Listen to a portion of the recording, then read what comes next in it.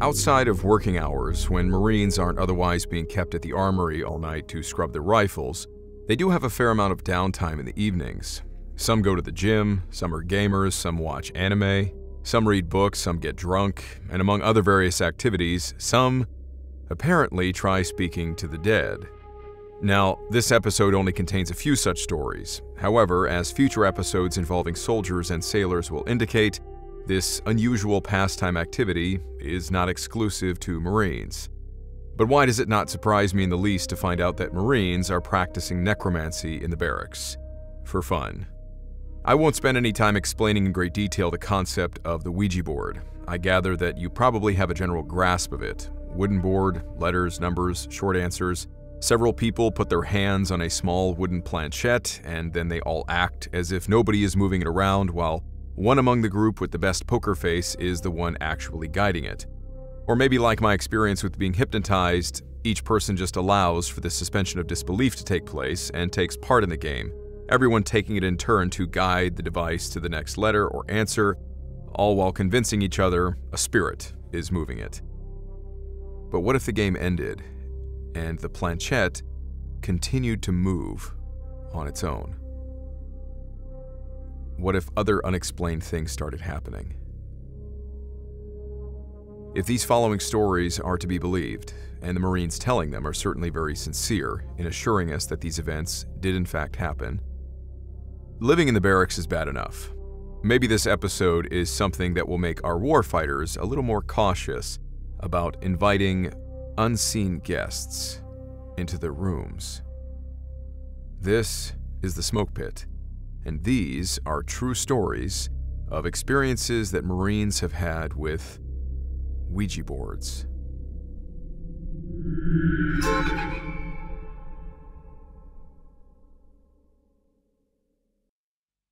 One of the often cited reasons people have tried using a Ouija board is to find something or someone. I'm not sure what the Ouija board success rate is, but I do know of another resource with a funny name that is great at finding information about people: Google. Have you ever tried Googling your own name?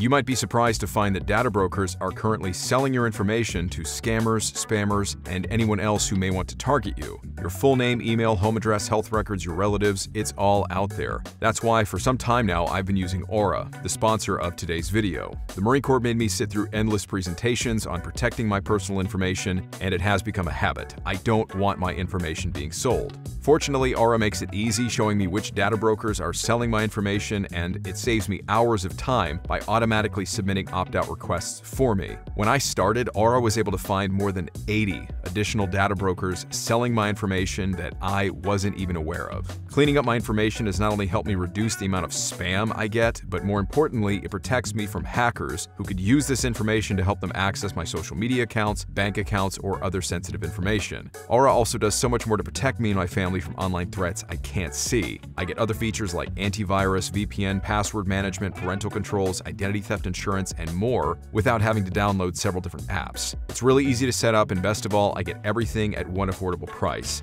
Aura is always on, and their constant monitoring system means I know my family's information is safe, so I can focus on work and other things. I value my family's privacy, and you should absolutely value yours. You can go to aura.com/wartime stories to start your 2-week free trial. Also link below in the description. You've got nothing to lose just by trying it out. However, as this episode will indicate, there are some things you might want to avoid trying, like messing with Ouija boards. Now, onto the stories. Marine Corps Engineering School Barracks, Camp Lejeune. For this first story, I wanted to offer my thanks to Ian H. for bringing it to my attention. Thanks, Ian. And sorry, I wasn't sure if you wanted me to use your last name or not. He emailed me last year to say that he'd heard about a Ouija board incident aboard Camp Lejeune from a Paranormal Scholar video. It all took place in mid-November of 2013. I think I was in Hawaii going through sergeant's course at the time. Anyway, evidently some Marines assigned to the Marine Corps Engineering School Barracks over at the Courthouse Bay area of Camp Lejeune had been messing around with a Ouija board. Strange things started happening around the barracks. People started freaking out, making reports, the chaplain was called, and ultimately the command got involved. Now here's what I thought was wild. The incident was bad enough to warrant a standing order banning Ouija boards, issued by the command's then CO, Colonel J.J. Johnson, J.J. did tie buckle, hoorah, Colonel Jeffrey Johnson. In standard naval letter formatting, this order was legitimately distributed to the entire command and posted to the barracks door. It reads, 18 November 2013, from Commanding Officer, subject line, Marine Corps Engineer School, Ouija Boards Standing Order. Line 1. The use of Ouija boards, also known as a spirit board or talking board, is not authorized to be used in or on Marine Corps Engineer School spaces, buildings, or property. 2. The use of Ouija boards has been found to create mystery and fear within the ranks of our Marine Corps Engineering School population and is deemed contrary to good order and discipline. 3. Those that are caught using or participating in Ouija board activity will be subject to administrative action. 4. Point of contact regarding this matter, etc., signed, J.J. Johnson. Of course, I wanted to know what prompted all this, but much of what had been posted online about the incident was later scrubbed, maybe because the command caught wind of it and wanted these posts taken down to avoid more unwanted attention on their command. Who knows? However, nearly a decade later, someone did follow up on a previously removed post on the incident and offered some insight into the events. He writes, January 2nd, 2022. I am the Marine who got Ouija boards banned from Courthouse Bay. To sum it up, without sparing details, my roommates and I messed with a Ouija board for 3 days straight. The board was very fond of my roommate. It, assuming by this he means the planchette, would point at him whenever he was in the room, regardless of whether he was on the board or not. It answered our questions just fine. I snapped the board in half when it started becoming aggressive, going in figure eights and counting down. Everyone thought it was a joke. That's when things started getting bad. I guess I did it the wrong way. My roommate started having violent nightmares, woke up with large bruises. I watched scratches appear on his back. This was straight out of TV, but just not as violent though. He developed an infection on his feet. It was all a weird time. I was attacked in my sleep by a large shadow/mist smoke figure, although it could have been sleep paralysis. This was 2013, and after we left, a kid was possessed and apparently thrown around his room. They told the chaplain, and somehow they figured out we'd used Ouija boards, and I guess the possession was bad enough to garner the attention of the colonel at that time. Ouija boards were promptly banned thereafter for all of Courthouse Bay, at least the engineer school.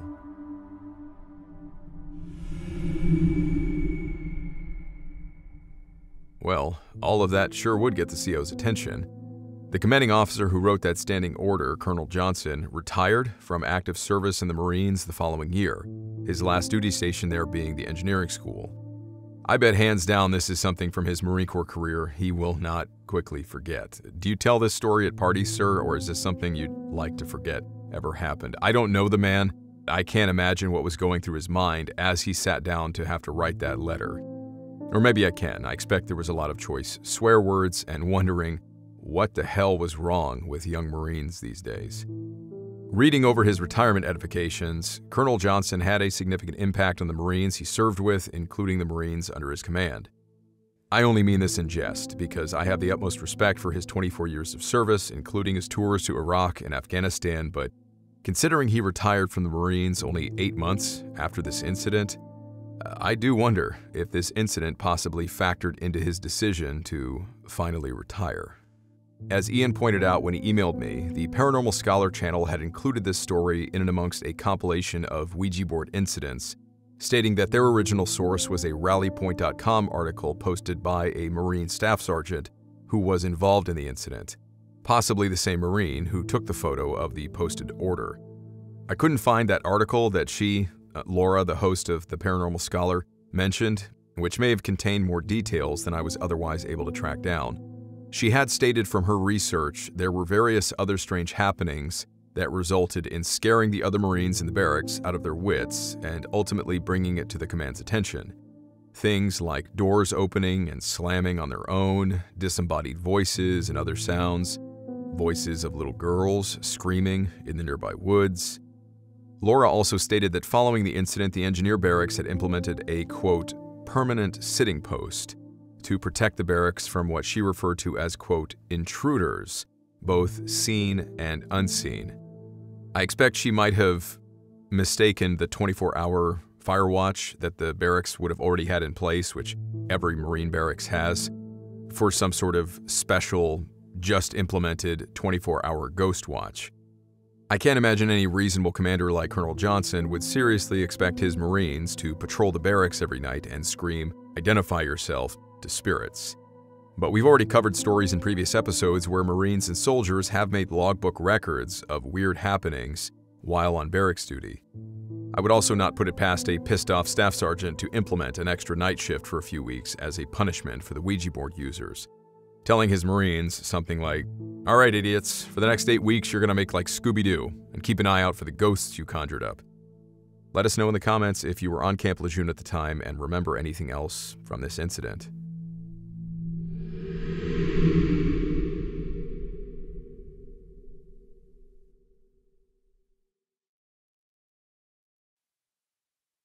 It kept coming back. So, we got f***ing jokes, huh? We think it's f***ing funny, right? Play with this f***ing shit to put this f***ing shit on Gunny's desk, right? Gunny's just a f***ing idiot, right? You're gonna break into his f***ing office and you're gonna put this shit on his desk. Who the f*** broke into my office? I want that f*** to step forward right now. I will take off my f***ing rank and we will go toe to toe right now. Who the f***? I will page 11 the lot of you if one of you doesn't step forward right now and tell me who the f*** did this. Oh, nobody, huh? Nobody. You all get jokes. Jokes on Gunny, right? Jokes on Gunny. Yeah. The next story was also found online while trying to find more information about the previous story involving Camp Lejeune. This writer doesn't offer us much by way of details about when or where, but if true, his story is certainly exceptional. He writes, "This is going to be a fairly long story, and I'm going to leave out names and places. I was stationed on a U.S. Army base. I was in the Marines, so we had our own detachment separate from the Army. I'm curious if the base he was on wasn't Fort Leonard Wood. I've got some other stories about that base, but there's other Army bases that have Marine Corps detachments. That's just one that I'm aware of. Anyway, our gunnery sergeant caught one guy using a Ouija board one night. Gunny later threw it in the trash in front of all of us while standing in formation. Gunny comes in the next morning to go to his office. His office was locked, and the door had a passcode that only he knows. And apparently, he found the damn thing sitting on his desk. He calls another formation, wants to know who snuck into his office, nobody's saying anything, so he threatens all of us standing out there in the pouring rain with a page 11. For civilians, a page 11, that's like getting a bad administrative write-up at work. He again throws the board into a barrel he had waiting in front of us, and now he burns the thing. I mean, totally toasted. Ashes. There is nothing left. He comes in the next day and finds the exact same board sitting on his desk. He loses his mind. And I mean, the guy went absolutely ballistic. He calls in a priest who blesses this chest, puts the board in the chest, chains it shut, puts 7 padlocks on it, and puts it in the basement of the admin building behind an old armory door. He then calls the commanding general of the base to come and have a chat with us. From that point forward, the rest of my time stationed there was a living hell because of that effing board. I haven't seen one or touched one since that nonsense went down.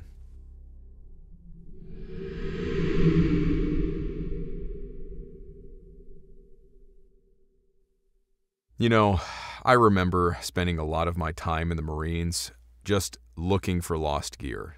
We would spend an entire day just accounting for gear. That seemed to be most of my job's duties, was just opening boxes and making sure everything was in the box, closing the box, putting it on the shelf.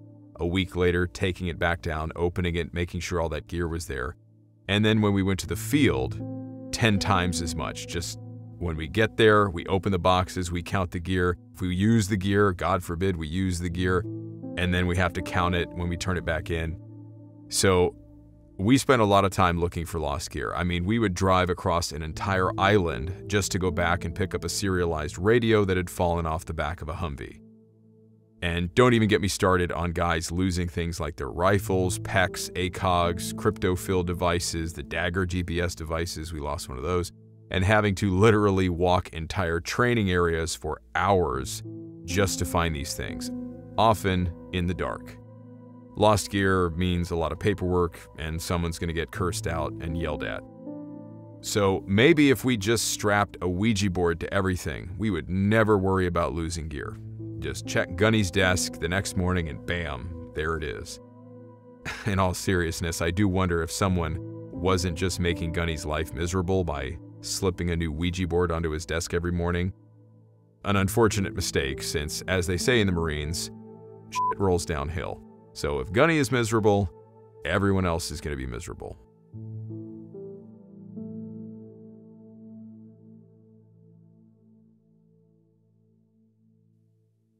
Camp Pendleton Navy Hospital.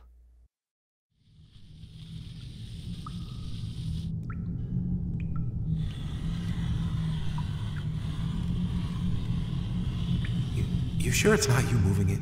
No, it's not. Shut up. The instructions said not to talk so much. Mr. Spirit, what is your name? J.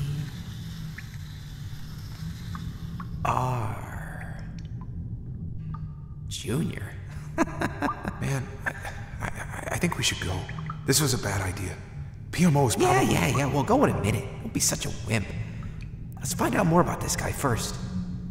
What should we ask him? Oh, I know. JR, are you a good spirit or an evil spirit? B. A. D. The candle.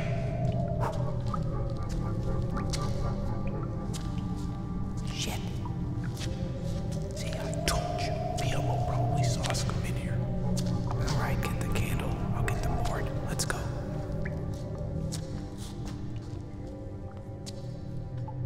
This next story comes from the book Tales from the Grid Square, Volume 1. If you haven't already checked out Nick's books, which now includes Volume 2, or followed him on Instagram, be sure to do so. A young Marine stationed in California submitted the following story to him. He writes, "One October night back in 2018, my friends and I were stationed at Camp Pendleton. My one friend had just bought a Ouija board, so we made the ethical decision to, of course, go to the old abandoned Naval Hospital and see if we could talk to some ghosts over there, which I am fully aware is not the smartest idea in the whole world. We get there, parking at the Wounded Warriors Clinic to not bring attention from PMO or anyone else. We walk over and look around. The Naval Hospital itself was locked tight. I, being the resident wimp of the group, was just ready to bail. Then, mysteriously, we see one door open into the boiler room. I swear, we checked the whole exterior of the hospital twice, and it wasn't until we were about to leave that we saw this open door. So it was pitch dark in the boiler room itself. There were two parts to the room, the entry before the boilers and a space behind the boilers themselves. So we closed that door behind us when we went in, and we went to the second space behind the boilers. We had brought flashlights, a candle, and a Ouija board. So we begin, and at first, everything is normal. We're trying to stay quiet so we can listen to any possible PMO, police officer, come in, and then we got down to business.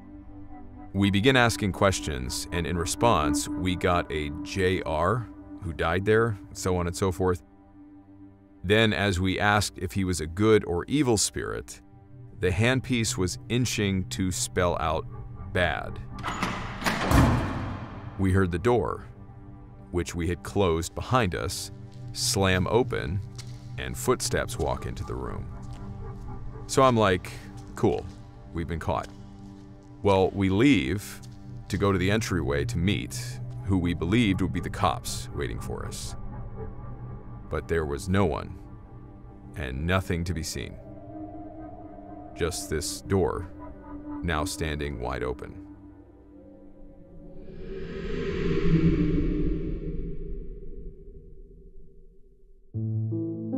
Camp Pendleton was one of my duty stations, and because of the time I spent driving back and forth to the Wounded Warriors Clinic he mentioned, I have seen that old Naval hospital many times, just never went there myself. The base opened a brand new hospital in 2014, thus ending the need for the older one, which was originally built in 1974 to replace the original 1943 hospital construction. In both cases, the hospitals were replaced because they were becoming dilapidated and in need of repair, and I think the 1970s one wasn't up to earthquake codes, something like that. Of all the places my experience would tell me one could expect to find spirits, it would be in an old hospital. My brother, for a time, worked in a terminal children's ward in a university hospital. And one day, I was on the phone with him, and without really any reasonable segue in the conversation, he just got real quiet, like he was thinking about something, and he asked me, he's like, "Luke, do you believe in ghosts?" And I said, well, I've heard a lot of stories, and they're in the Bible, so, there's got to be something to these things, right? He then told me some stories about things that he had seen or heard from other nurses on staff in that hospital. And I've never known my brother to make up stories or to even have an interest in the paranormal. He was really the last person that I would have expected to tell me a ghost story. So it's hard for me not to just take his stories at face value, and maybe in future, when I get a chance, I'll share them with you. So hospitals, yep, they can be creepy.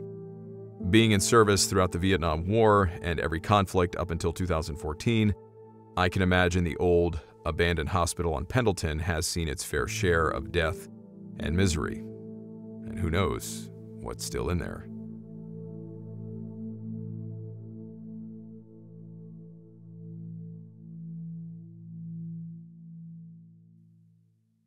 Three long, red scratches.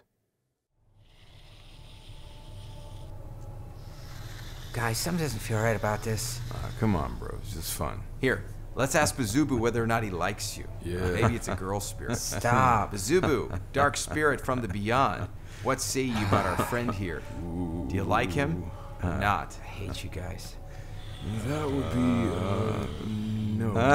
Damn, bro. Guess you can't even land a girlfriend in the next world either. Shut up.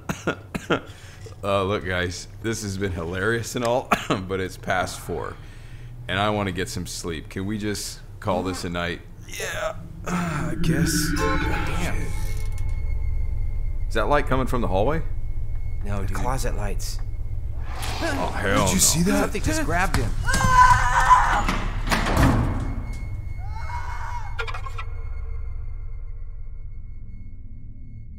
This final story was posted in a comment on a previous video by one of your fellow viewers who goes by the handle Tom Felton's Perky Nips. Okay, I'm a Harry Potter fan myself, speaking of ghosts and things. Not sure if I'm that kind of fan of Tom Felton though. He played Malfoy. But if you needed any proof that this story was posted by an actual Marine, I think his choice of a username is more than enough to prove that. Anyway, he writes, "Marines here. I was stationed on Camp Pendleton around a decade ago.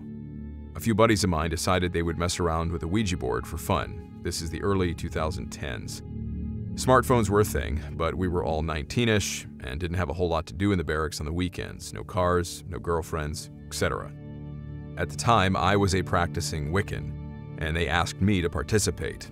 I staunchly declined, but decided to watch anyway. I wasn't doing much besides playing Xbox 360 anyways." And then he's reflecting here, he's like, in parentheses, how I miss it.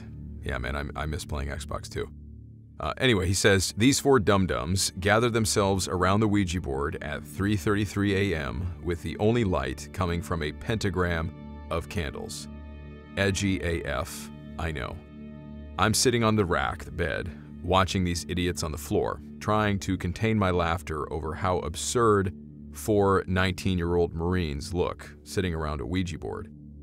After 30 minutes of trying, they make contact with an entity. He called himself something inane like Bazubu or something similar. I was pretty sure it was the ringleader of the group taking everyone on a trip. I again stifle my laughter. They spoke with this entity for a brief period, during which he declared he didn't like one of the kids in the group, And let's call this kid Lance Corporal Alpha. I'm openly laughing now at the ridiculousness of this whole thing, and I suggest we all just go to bed. And it was at this point, two very strange things happened. One, the room had two closets with motion sensor lights. Both lights turned on, simultaneously, with the doors closed. Nothing to activate the sensors. That had never happened.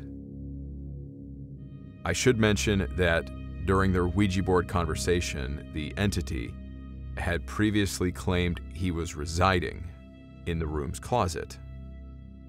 And two, Lance Corporal Alpha's shirt gets pulled away from his body, like someone had physically grabbed him by it. His torso actually moved forward a few inches. This stopped everyone dead in their tracks. Lance Corporal Alpha, understandably so, screams at the top of his lungs and hightails it into the hallway outside the room. He had a broken leg, and he was moving faster than I'd ever seen him move. I immediately followed after him. Now, this kid had close-cropped hair like a high and tight, so his scalp was visible. And the strangest thing about all of this, when I caught up to him, I saw that this kid had 3 very shallow, but very fresh and angry parallel scratches running from the top of his head to the middle of his back. Seeing that shook me up more than anything.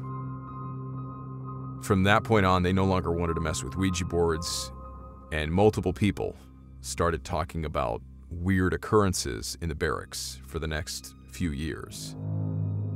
I have more stories if you want to hear them. Too long didn't read version. Marines play with Ouija board. Weirdness ensues.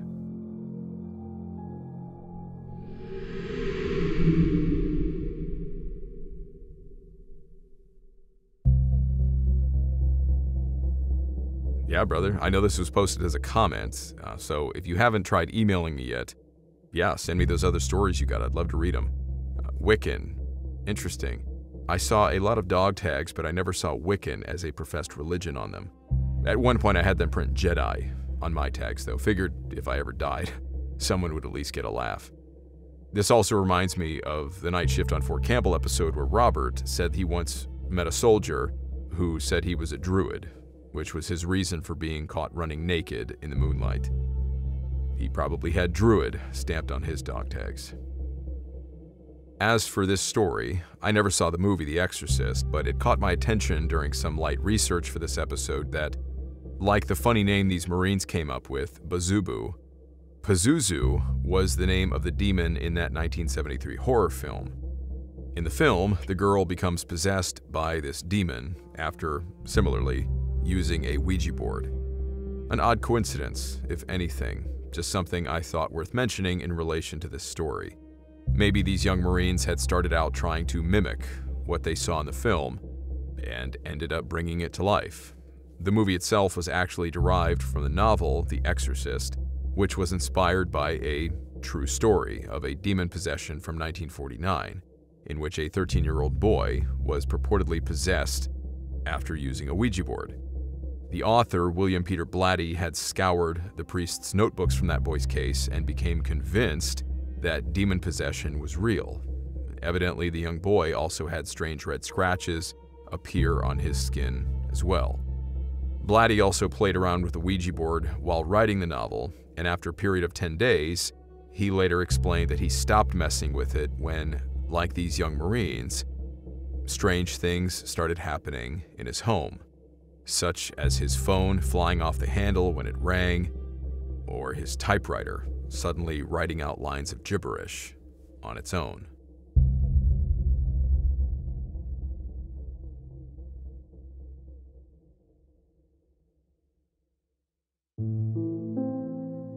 Would I personally try messing with a Ouija board? It's kind of like my take with most of these stories. Probably not. Why risk it, right? I am a person of faith, and there is only one spirit I would ever want to know, that personally. And fortunately, he doesn't speak through Ouija boards. I'm not going to tell any Marines listening not to use Ouija boards because, frankly, whenever you tell a Marine not to do something, you can guarantee they will go right out and do it. The Marine Corps has had to give the exact same weekend safety briefing every single Friday afternoon for a reason. Don't add to the population, don't subtract from the population, stay out of the hospital, newspaper, and jail. And now, apparently, don't summon demons into the barracks. I doubt the standing order over at Camp Lejeune in 2013 did anything but pique everyone's interest and make even more Marines curious about Ouija boards and what kind of demons they could conjure up. There are other ways to spend your time, though. One recent anime series I enjoyed watching was a Korean series called Solo Leveling. Bit gory. Stay safe out there, guys.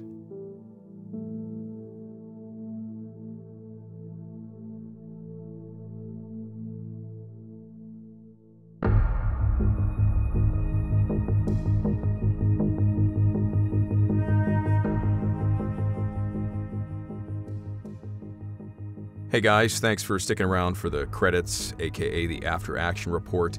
These episodes are always a little bit looser, so obviously I had time during the episode to give you my own personal thoughts about the stories.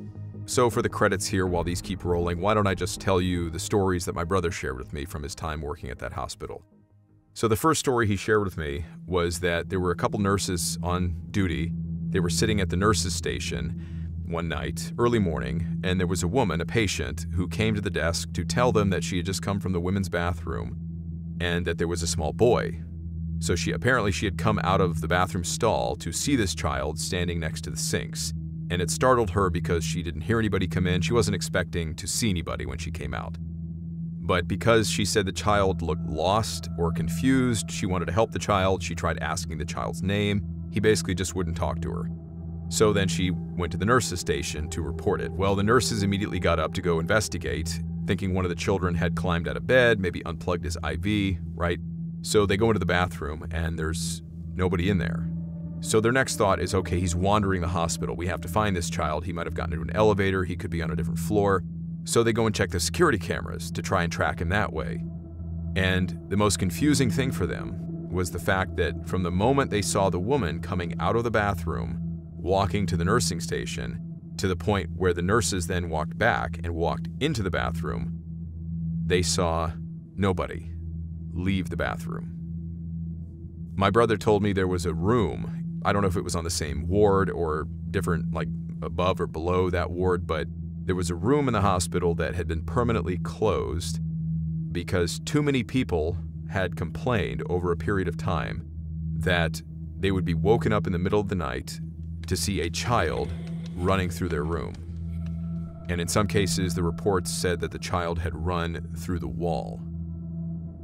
And the last thing he told me was his own experience, in which he said that he was on shift one night, and these are sick children and cancer, things like that. They're undergoing chemotherapy and a lot of stuff. Well, there was a little girl that was asleep on the bed, and he was administering some kind of medication into her IV tube, so he's trying really hard not to wake her up, to let her rest. And as he's administering her medication, he's sitting next to her bed, very close, on one of those stools with wheels on it. And he said he distinctly felt pressure on his left knee, as if a small child had just put their hand on his knee. So he immediately pushes himself back away from her bed, thinking there's somebody hiding under the bed, and there's nobody there. And he said at the same time that he pushed his chair back away from the bed, the soap dispenser mounted to the wall behind him activated. And it's like an IR sensor, so I assume it would be like if something had passed through it. So it just that kind of series of events, feeling his knee being touched, pushing the chair back, and then hearing the soap dispenser activate. Yeah, he's my brother. I've never heard him tell me anything about ghosts. He's not like somebody that's got a new story every week. This is the first and only time he ever shared anything with me. So yeah, hard not to take him seriously when you've lived with him your whole life, and he just was never one to make up stories. So, as always, thank you so much to my patrons, YouTube channel members, and those who have supported the channel's growth through merchandise and other ways. As of this episode, our 3-man team is now pushing for a 2-episode-a-month pace, and we will look to see how to improve on production from there. Thank you all for watching, thank you for subscribing, for commenting, and really, for helping us to get the channel to where it is today. We could not have done it without you guys. May God be with you no matter what you are dealing with, and I will see you in the next episode.